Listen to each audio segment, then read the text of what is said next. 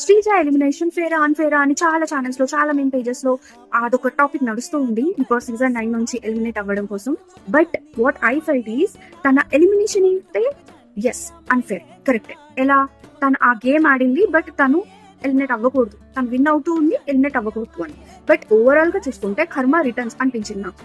తను ఆరోగెంట్ గా చూసే విధానం, హౌస్ కి ఆర్ బిహేవ్ చేసిన విధానం, కొన్ని హౌస్ మేట్స్ దగ్గర తను ప్రవర్తించే బిహేవియర్ బట్టి అయితే ఎస్ ఫేర్ అనిపించింది. ఎందుకంటే తన వల్ల గేమ్ చాలా సార్లు ఓవర్లాప్ అవ్వడం, డైరెక్షన్స్ మారిపోవడం, ఇంటెన్షన్స్ చేంజ్ అయిపోవడం, చాలా ఫ్లాప్స్ జరిగాయి గేమ్స్ లో. సో తన వల్ల బిగ్ బాస్ కి ఎక్కడో మైనస్ పాయింట్ ఉంది అండ్ ఫ్లోరా గారి వల్ల అసలు కాంటెంటే లేదు. సో అందుకే ఈ డబుల్ ఎలిమినేషన్ జరిగిందని నా ఫీలింగ్. ఎలిమినేట్ అయ్యే ప్రాసెస్ మేబీ అన్ఫేర్ ఏమో, బట్ ఎలిమినేషన్ ఇస్ ఫేర్ అని నా ఫీలింగ్.